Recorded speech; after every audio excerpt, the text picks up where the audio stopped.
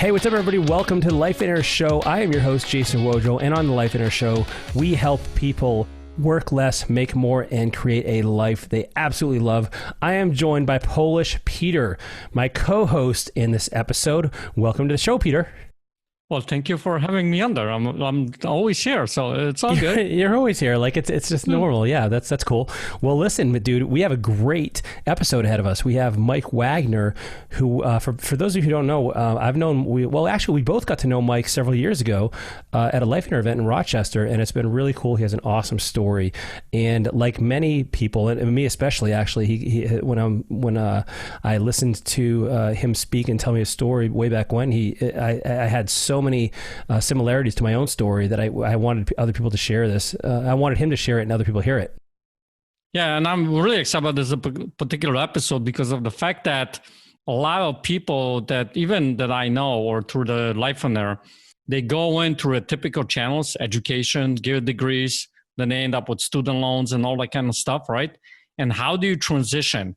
And what I like about Mike, what he shares in this particular episode, I want you to listen closely because he shares little nuggets that has allowed him to make that transition from the job to being a employed entrepreneur and all that kind of stuff. And that there's a mindset shift that happens and all that kind of stuff. And that's a really cool thing to actually know, Absolutely, man. He talks about some really valuable tips and techniques and what worked for him to get out of that 9-to-5 and go into, in his case, self-storage full-time. So I'm excited to go and listen to that interview. Let's go ahead and run to it right now. Hey, Mike, what's up, man? Welcome to the Life Inner Show. Thanks so much for joining us. Yeah, Wojo, man. I'm glad to be here. Peter, it's good to see you as always, man. Yeah, same here, man. It's good to have somebody with a good-looking hair. Is this how we're going to start the episode? Is just like the hair jokes? Okay, I get it. I'm going to show up on one of these with a wig, by the way, one of these times, and you guys are just going to just eat your heart out in jealousy and envy. Okay, so the audience just heard that, so now you have to own up. I will do it, but you're going to have to go to the YouTube channel and check it out. All right, so listen, Mike, dude, I got to tell you, I've heard, you and I have had a chance to talk recently, and even as early as, was it a year ago or 2 years ago that we did the live event in Rochester? I think it was about a year and a half ago now. Okay, yeah. Man. So a year and a half ago. And prior to that, I had kind of heard rumblings of this guy named Mike Wagner, who has this great story, who's in self-storage, and now he's teaching other people to do it. And he's created an incredible life for himself. And then as we've gotten to know each other more, I've heard more about the story, and I'll tell you, I love it. And it's not only a phenomenal example of what can happen when you take these principles, apply them, and then make something happen, but also for other people who I know now that you're helping do this. And I don't want to get too far into that. I think, Mike, we definitely got to have you back for another episode to talk about the details of your storage business.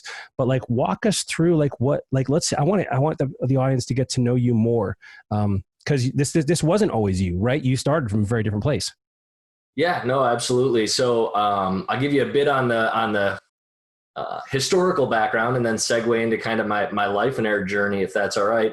I went to school to be a physical therapist, and I loved being a therapist. It was 6.5 years of school, $250,000 invested into my education.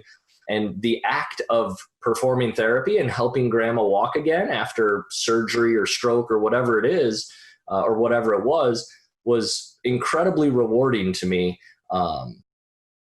And yet something felt off back then. It was almost as soon as I started practicing, I enjoyed the act of therapy, but I just felt like I had jumped through all the hoops that society told me to, right? I had gone to school, I had got good grades, I got 3 degrees.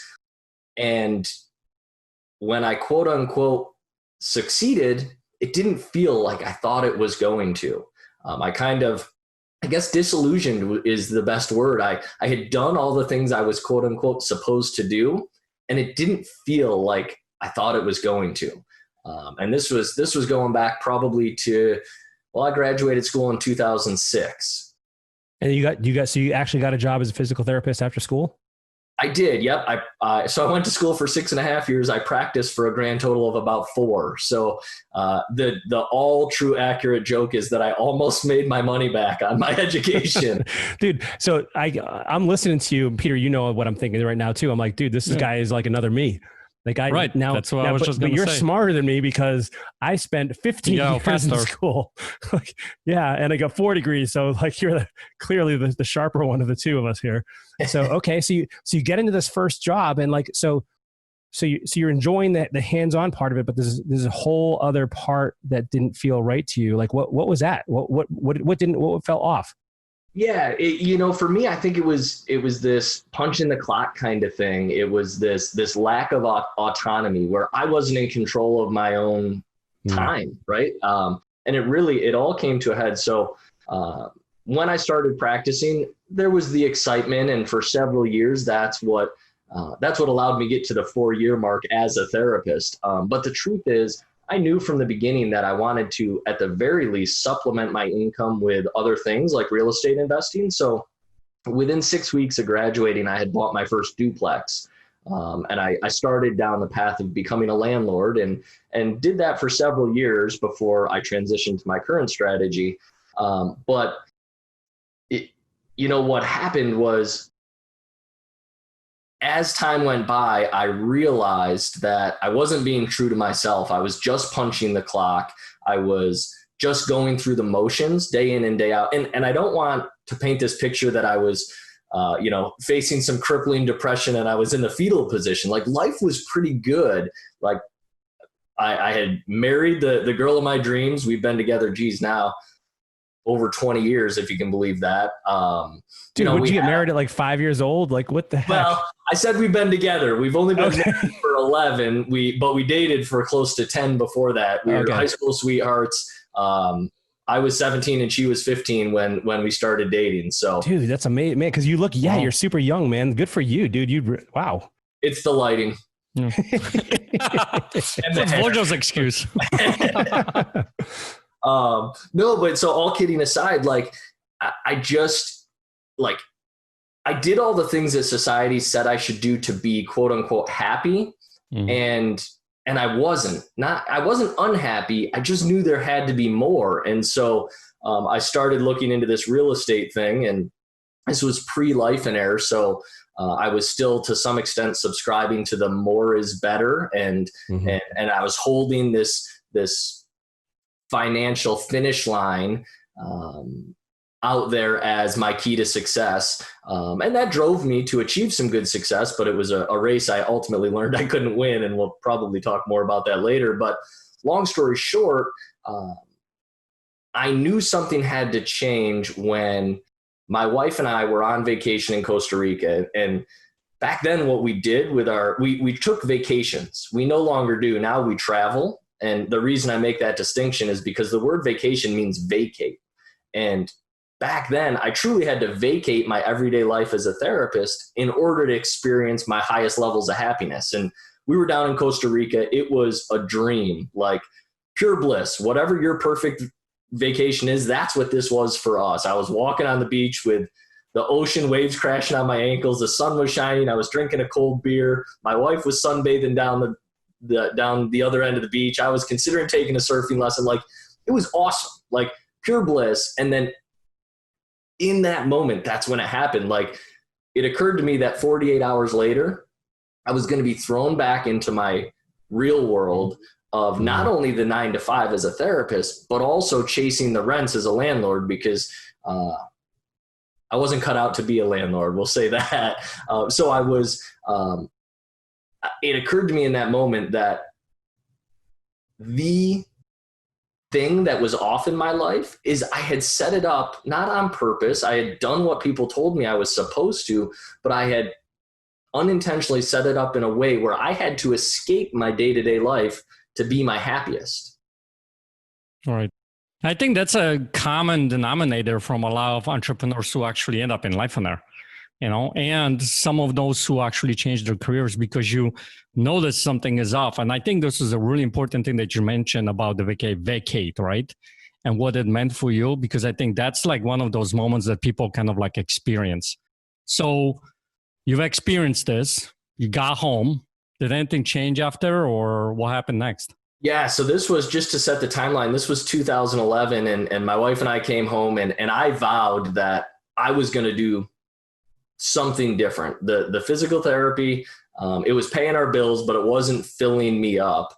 And it was to the point where it was impacting my ability to be the husband I wanted to be. We didn't have kids at the time, but it was to the point where something had to change. I knew that. And so I decided I was going to find a better way. And that's ultimately when I started to explore, and soon thereafter purchased my first storage facility, which again, we can talk about at another time, but it was that first storage facility that I look back on with extreme gratitude as, one, it's the investment that got me out of my 9-to-5, but looking back, far more importantly, it's the investment that allowed me to create space in my life for things like Life in Air. And the journey that I've been on since finding Life in Air has been, I mean, words can't do justice to how grateful I am for being exposed to the Life in Air organization and the concepts and everything that I've experienced since then. I mean, I'm not exaggerating when I say there's not an aspect of my life that hasn't been impacted in a hugely beneficial way because of my involvement with this organization. So, I'm happy to share as many details as you guys think your audience would be interested in hearing, but it's been an awesome ride. I'll say that. Man, I love that. Tell me why, so you had this moment, you had this epiphany. And by the way, I like Peter said, I love that, how you really recognize the difference between having a life you don't need to take a vacation from and then deliberately having to escape your life. And so do you think this is something that a lot of people have, like this realization? Like, do you think, because I had the same thing too. Like, I was literally in my first month of work and I realized, like, this cannot be all it is meant for life. Like, I hated somebody else controlling my life, my schedule, how much I made, what I had to work, all this stuff. Same as you. Do you think other people have that same realization? Far be it for me to put words in other people's mouths, but if you put me on the spot to answer that question, I would say absolutely. And what tears me apart, few things bother me as much as when folks have that realization and don't have the support or the resources or the belief system, probably most accurately, to feel like they have any power to change it. That is what the song I've been preaching since Life in Air provided me with that, let's call it a roadmap to being able to make those changes, right? It drives me crazy when I hear people look at kind of the progress I've made both professionally and personally since becoming involved with Life in Air, and oh, it must be nice. And it's like, well, no, you don't get it. Like, you got to start down the path first, and then those things change. They think that, I oftentimes I think people see progress and think that it's not available to them because they're not in a position to tap into it yet. And I'm like, well, no, you've got to start the journey, and then it becomes a self-fulfilling prophecy where one feeds off the other, and it's this upward spiral I call it the upward spiral of awesomeness. Right. I mean, just like, think about it. Babies got to start to walking, right? At some point, it's not like all of a sudden a baby stands up and just walks right away. So there is that point where you have to go through those first steps. One thing that you didn't mention, I'm wondering if that was in there for you as well, because in order for you to take those steps, I feel like there's got to be some courage in there too, right? Because you got family, right? I don't know. Do you have kids already at that time? I did not at the time, but that is an awesome question. I'm glad you brought it up, because the way I segued out of my 9-to-5 and into storage was unique, to say the least. It's not necessarily what I recommend for folks, and not the way I would advise many people to do it, though for some it might be the best route. And essentially what I did is I quit that relatively good paying job, right? We were making $70,000, $75,000 a year as a therapist, to buy a storage facility that was losing $2,000 a month. So if you do the math, I had $100,000 pay cut essentially overnight. I mean, I quit that job the day before I closed on that first facility. And the general consensus is, well, Mike's just crazy, right? Well, yeah. And he has this crazy high tolerance for risk. But the truth is, it was just how the lens that I viewed my situation through was just different than people on the outside looking in. I knew that the greater risk was spending the very finite amount of time that I have on this earth doing something that didn't fulfill me, right? And so the risk of staying in my 9-to-5 job was far greater than any financial fallout that was going to happen by me taking this quote unquote crazy risk. Now, to your point, I didn't have kids at the time, and we lived very modestly. My wife kept her job for a couple years until we had our first son after I quit, which was clearly beneficial to us, far beyond the financial support. Her faith in my ability to make this stuff up as I went and figure it out was, I'm eternally grateful to her for that. And I think it's paid off for our family. But I didn't have kids at the time. We lived in a modest house. Our bills were paid with, we could cover the bills even when I took that big pay cut, at least for 8 months, right? So I had somewhat of a runway. And that just kind of lends credence to that life and air principle of, when you're financially prudent, when stage 2 is met, it opens you up to opportunities that aren't available if you're struggling to make ends meet each and every month, right? Having that little nest egg, having a low stage 2 income is the reason I was able to pursue storage to begin with. Right. Yeah, dude, I love that. And I also love, Peter, what you said about, it's these baby steps. I heard someone say once, it's the sequence is crawl, walk, run, win gold medals. And yet so many people are seeing you, Mike, now as someone like, oh, well, easy for him to say. He's, he has all this, he's done all this, but you started from somewhere just like everybody else starts from somewhere. And so it's so crazy how people forget that picture, whether we're talking about, anyone, like anybody who's successful in any endeavor, they didn't just start like that. And so, but people, it's so bizarre how they kind of look at that end result without realizing what went through that. And you had, and I don't know how much you feel comfortable talking about on the podcast, but you had some personal challenges and things that you went through, as you kind of went through this too, right? Like you faced plenty of adversity. What was that like?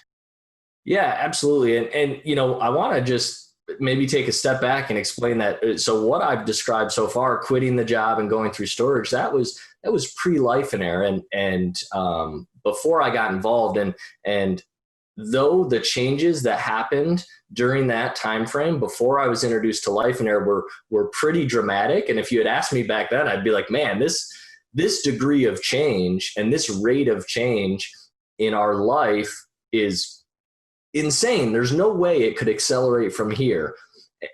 And then I was introduced to Life and Air, and over time I was kind of increased my involvement as far as whether I was just stealing the concepts from the book or having my uncle who introduced me to Life and Air kind of be my free coach and mentor until I stepped up to the titanium level membership that I'm in now. But looking back, the rate probably quadrupled once I got serious about applying the Life and Air principles to my life, right? So to answer your question more directly, I'm willing to share every and anything, progress, transitions, adversity that I've endured.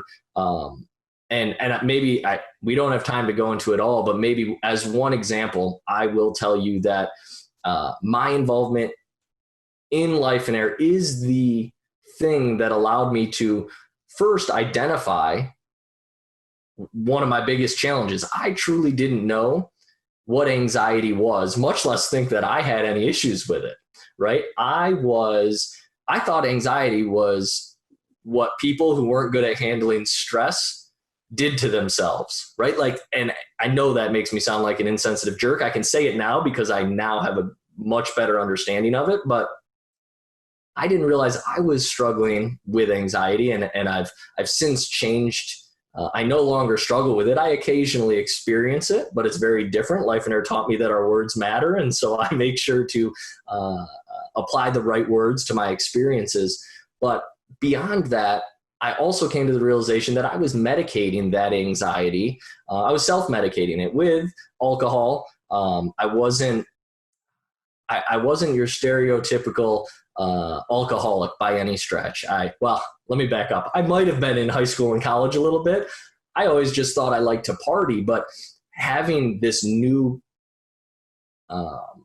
awareness, let's call it, that Life and Air helped me find, I was able to look back and I realized when I started drinking in high school all the way through college, it was to address anxiety and social anxiety and those types of things. And so when I got into Life and Air, the very short version of what I'm going to oversimplify this, but what I think happened is I was already on a good financial trajectory. I had a boatload of debt, and I didn't realize how much that debt was affecting me. That's a different story. But as far as this personal challenge with anxiety, what happened is I realized that by shifting my mindset from more is better and really allowing the Life and Air concepts to infiltrate my life, and I had the time and the space in my world to work on me, right?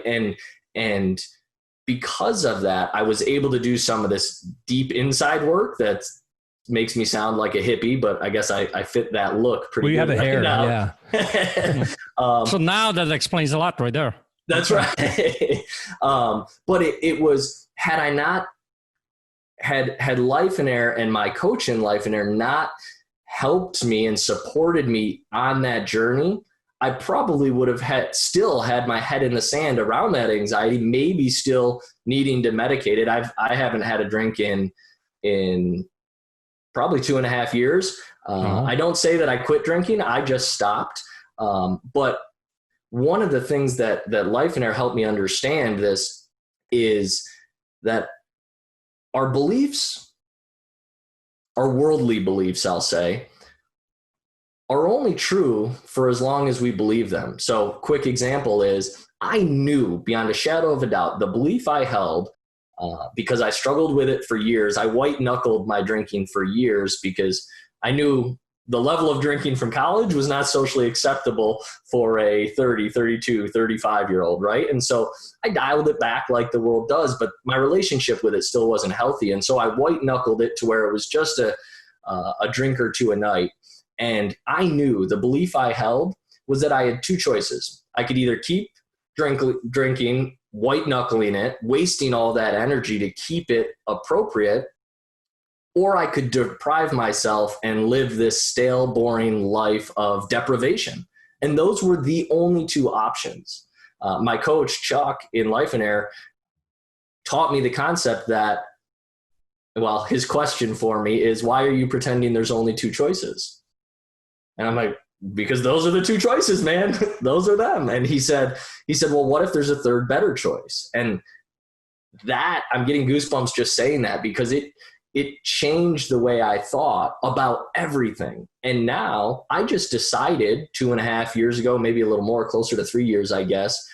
I decided that there was a third better option. And that was that I was fully capable of stopping drinking effortlessly and gracefully, and my life would get better. And over the last 3 years, that's proven to be true. So had I not been willing to change my belief and allow Chuck to challenge him the way he did, and he's done that in basically every realm of my life, I'd probably still be the same guy I was 3 years ago, as opposed to the one who's experienced some incredible growth as a result of being open to these kinds of changes, if that makes sense. Yeah. I want to pause for a minute because I think what you said here is really important. I want the audience to get this about having the third choice. Because I think a lot of times what happens when people feel stuck in their life, or where they have this anxiety, like what you discussed, right? They get stuck in that's either this or that.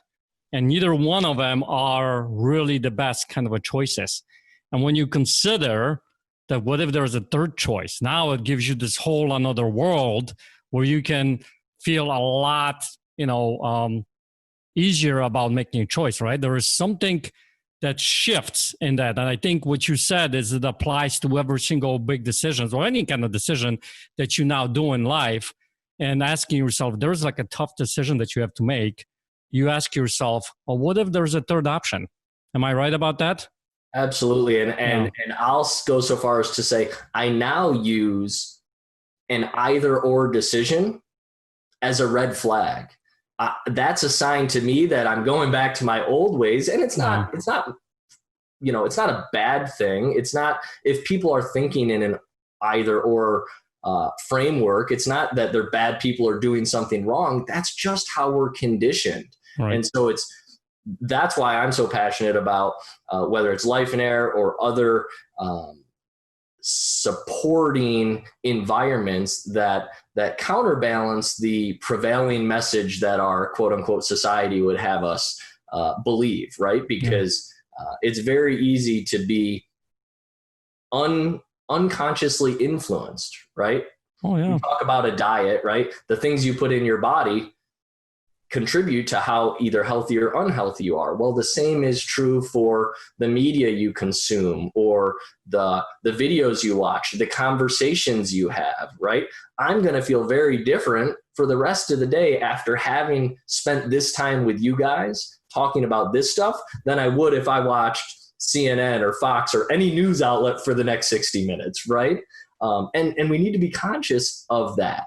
That's why I'm, I feel the need to say that I don't get compensated for selling Life in Air. I just do it because I love it. Like I will say, to close the loop on that last story about the anxiety and the self-medication, I can remember vividly sitting with my friend about 2 years ago. It was probably 6 to 9 months after I stopped drinking. My friend, and I have a great group of friends. We've all been friends since kindergarten. And I was sitting with him at the age of 35 or 36. I'd known him for 30 years. And I said, dude, Zach, do you realize that this is the first time I've been comfortable enough in my own skin to sit and hang with you without a beer in my hand? Like, that's all we did as friends. Even if it was just a beer or two, we weren't getting drunk, we weren't going crazy, but we were all taking the edge off. And some of them are doing that, and it's not an issue. Their relationship with alcohol is fine. Mine was not.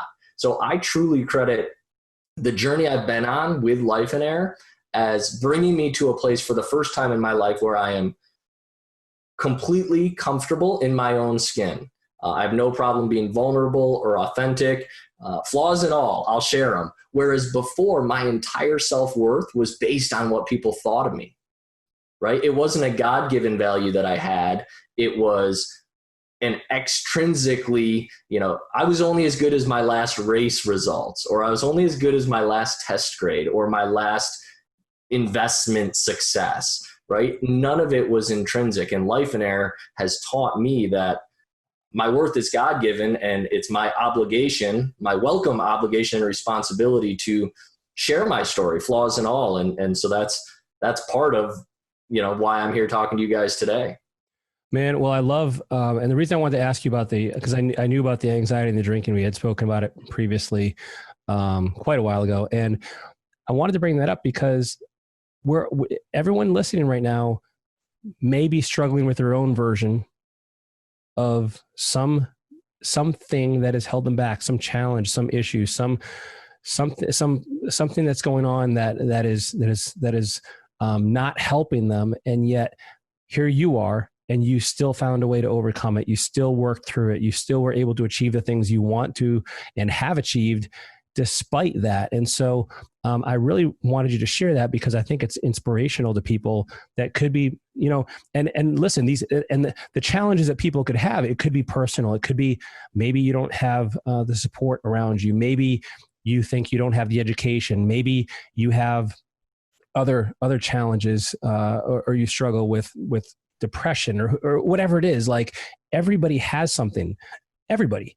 And so as you're able to acknowledge that and then move past it, like you have, the other side, it awaits. The end result is there for you. And now you mentioned your friends, man. And actually I wanted to ask you about that. did you have, as you're making this transition from your full-time job into real estate, and like, were your friends like, that's awesome, man, like, cool? Or were they like, dude, you've lost your mind? Like, did you have the support there? And what was that like for you?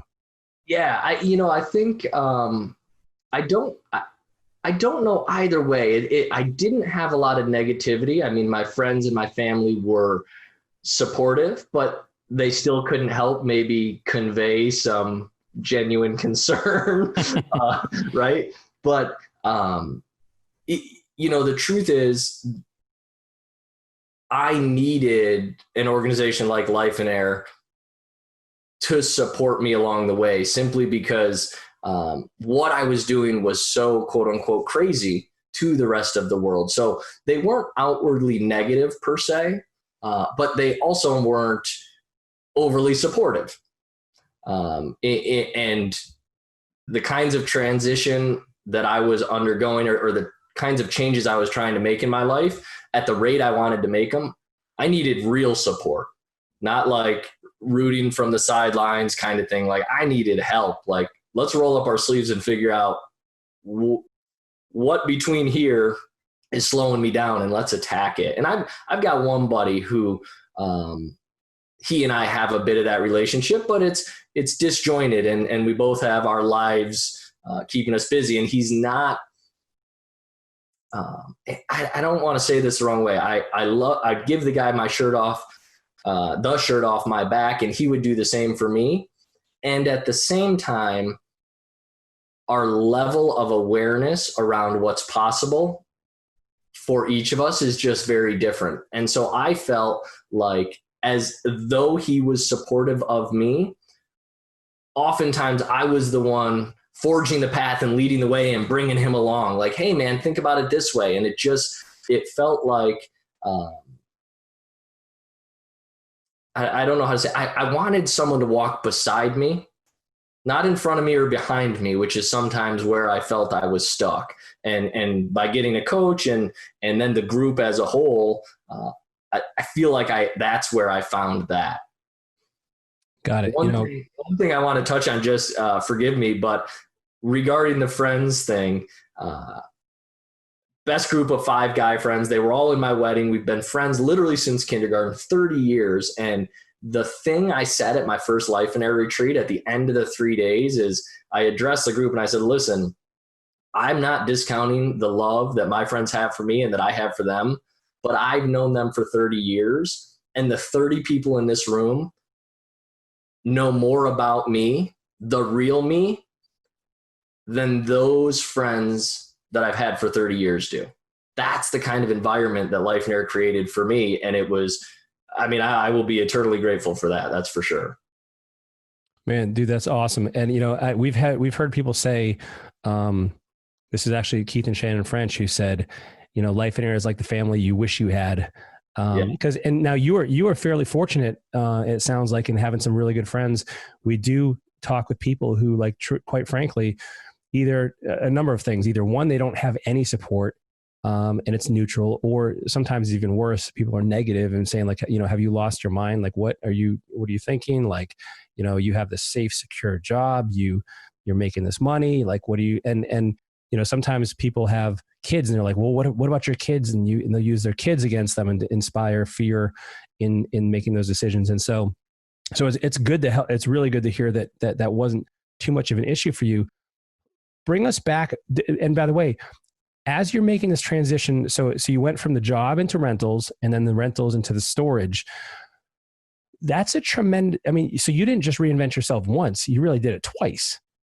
And so how do you, like, especially with somebody who had some anxiety, how did you, man, that sounds anxiety provoking. Like, how did you actually make this happen? Yeah, well, what it came, all of our decisions, right? We know that all of our decisions are either made to escape pain or approach pleasure, right? And so when I made the transition from a day job to landlording, I was landlording in the evenings and weekends, right? So that wasn't so dramatic, if you will. it did add a lot to my plate. And I've come to realize that part of the anxiety I have experienced in the past is a result of my own unintentional doing, right? I'm an achiever. And so that anxiety was always, listen, there were benefits to it.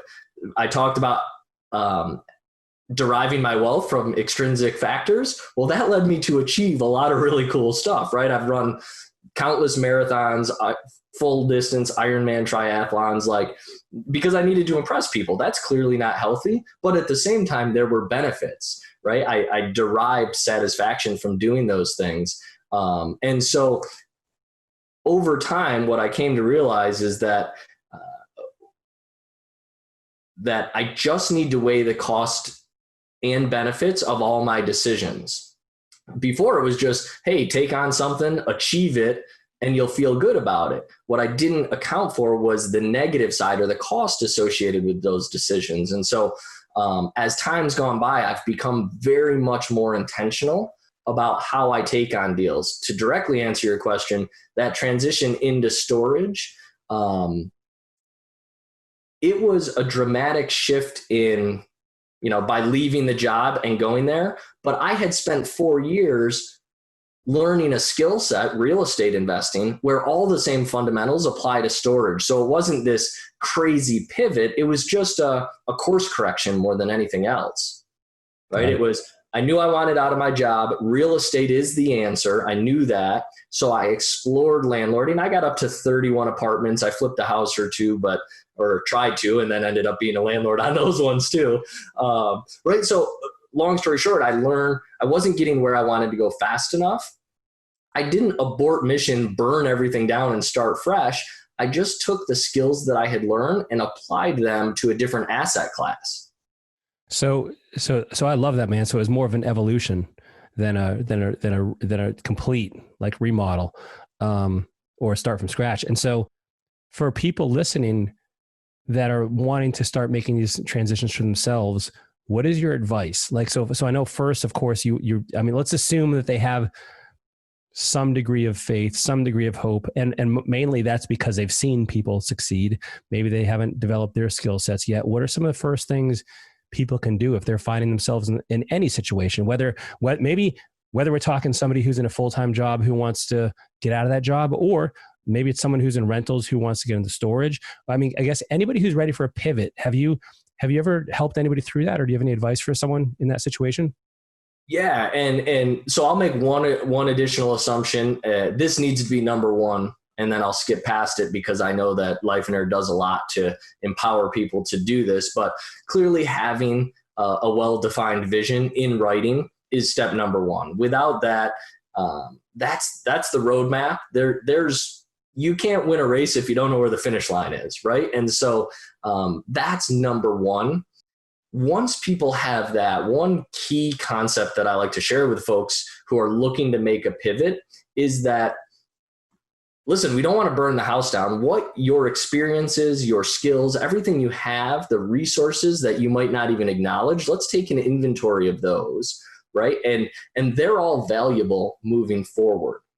So if you've ever read The Big Leap, one of the concepts he talks about are the zone of excellence and the zone of genius. And, so the zone of excellence is where I think most of America stops, where they get the bills paid maybe, and they work to put food on the plate. They're good enough to do something to impress people enough to compensate them for those efforts, and it pays their bills. That's stopping there, I think, is stopping short of true fulfillment. And that's usually when people want to pivot, right? And so what I always encourage people to do is, one, identify the zone of genius, right? That's the thing that fires you up. Whatever it is, for me, it's conversations like this. It's masterminding, it's coaching, it's synergy and collaboration. It's the magic that we experience at Life and Air retreats. Mm-hmm. That's my zone of genius. That sounds more arrogant than it is. It's not that I'm a genius at it.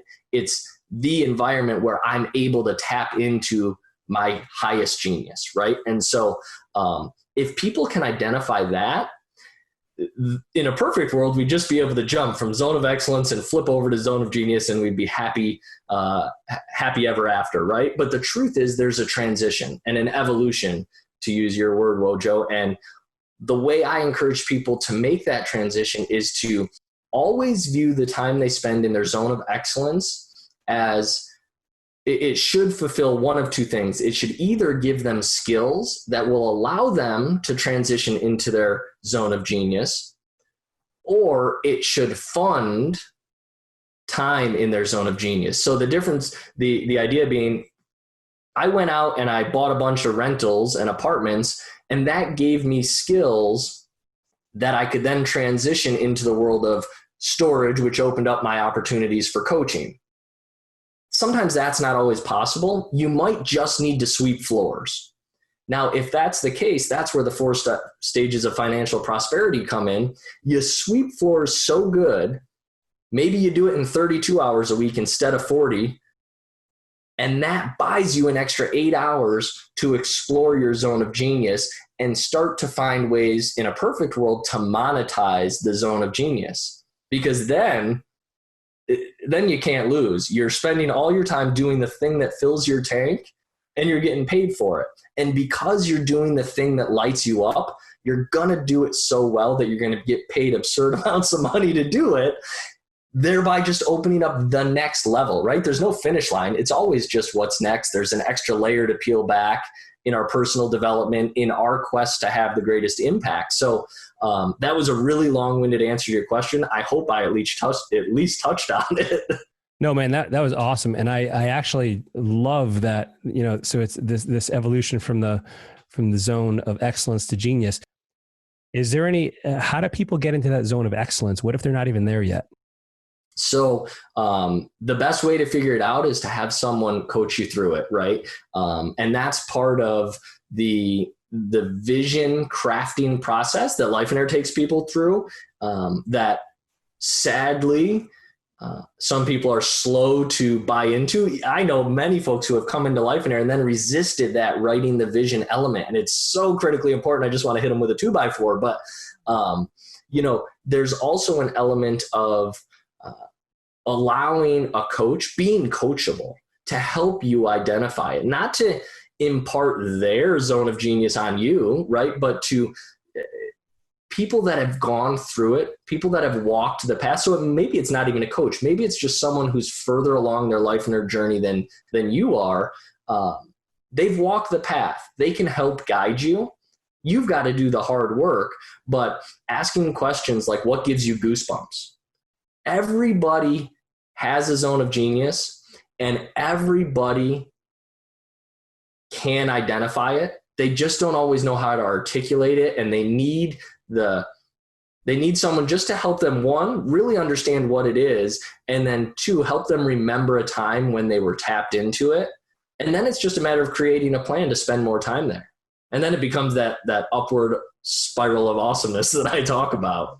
So that so you could even go from, and I'm guessing at each level of your excellence or genius zone, like you said, it's not like you just get, like, you can continually refine it and continually evolve. And so you're getting deeper and deeper and deeper into whatever zone it is, and getting closer to your true, like, what absolutely every moment of your day you love and you absolutely, get to do. I mean, it's just like you have to pinch yourself to the point of believing this is even real.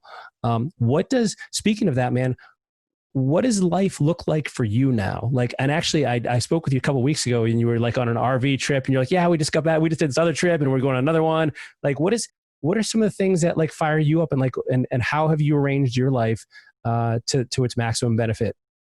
Yeah, man, I would be remiss to not say that single-handedly the best part of my life right now is the fact that I'm able to maintain my priorities in the right order, keeping first things first, right? My faith and my family. You can see my 3 kids behind me there. They are number one. And that's part of my journey that we didn't talk about. But my quest to become a better father and a husband has been facilitated by the journey I've been on with Life and Air for the last several years. But from a nuts and bolts day-to-day standpoint, our life is incredible. Gratitude, I can't express enough gratitude for the life we have. You mentioned we just came back from a 2-week camping trip down south. We were home for like 4 days, and we were home for like 2 days, and we looked at it and we're like, why'd we come home? And so we just jumped back in the camper and went out for another 4 days. Everything that's going on with the virus has put a little wrench in our plans. We were supposed to be in Texas for the entire month of August. We, even with Corona, anticipate traveling between 5 and 6 months this year, between a combination of taking our camper. We're kind of trending toward this nomadic lifestyle. We've been forced to homeschool like everybody else, and we've been toying with the idea for some time. And the silver lining of this whole Corona thing has given us maybe the realization that we can do that. It's possible, right? And that just goes to show you, no matter how quote unquote evolved someone who might be further down their life and their journey is, I still fall victim to the same limiting beliefs and think that I'm not capable of X, Y, Z, until we're forced to recognize that, hey, maybe you are capable of it, right? And so we're doing that. We'll be all over the country between now and the end of the year, now that we've started moving again.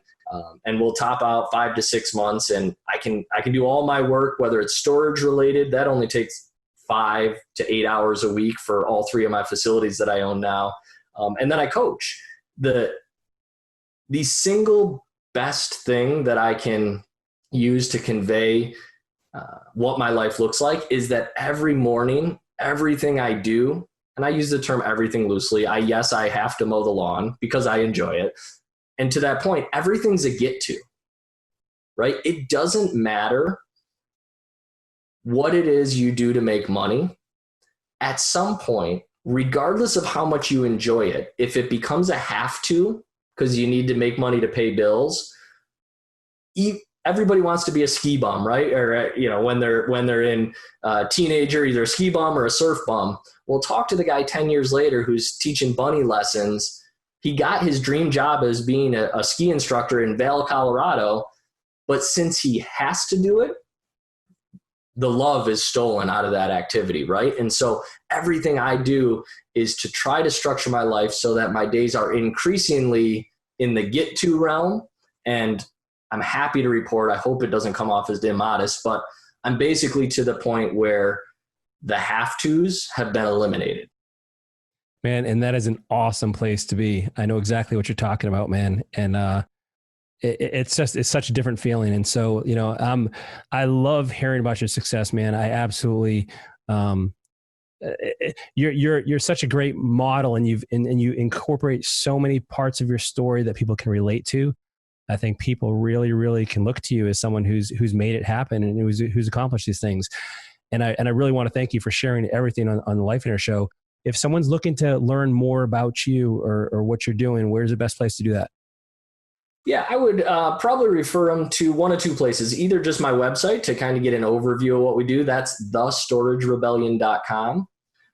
Or if they have an interest in really digging into the storage stuff more specifically, if you just tack on members before that website. So it's members.thestoragerebellion.com. I host a free community of basically like-minded people who want to explore whether or not storage is a vehicle that can help them achieve the kind of life that would make them feel fulfilled. Man, I love it. And I actually, speaking of vehicle, I remember what you once telling me, and I'm paraphrasing here, correct me if I said it wrong, but you said like the vision is the road, and for you, storage was the vehicle to get that. And so, man, I love that. And for somebody else, it could be something else, but it's awesome in concept and application. And I really want to thank you, man. And by the way, I'm in that community as well. And you guys, you have something special going on there. I really want to thank you for sharing your story here. Very grateful for it. And also, Peter, we have to get Mike back on again and talk specifics to storage, because I think, you probably raised a lot of questions in our listeners, Mike, of like, tell me more about this. And so we're going to have to do that episode. And so thanks for being on the show, man. This has been incredible. I really appreciate it. Yeah. Thanks for having me, man. I really appreciate the opportunity, and I appreciate everything you, Peter, Steve Cook, the entire Lifeonaire organization. I appreciate it more than I can say. Awesome, man. Thanks, dude. Awesome.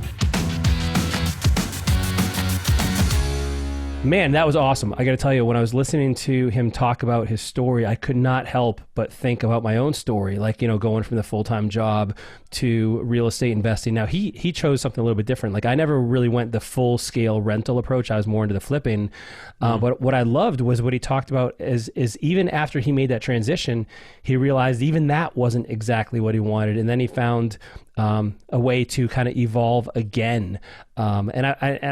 I used the word kind of reinvent, but he really didn't reinvent. He kind of corrected me there a little bit. He said, I kind of evolved, because he took a lot of the skills and a lot of the things that he had learned in the rental business and applied them to self-storage, which I thought was very interesting and kind of encouraging. So for our listeners, like, you don't have to completely reinvent yourself from scratch every single time.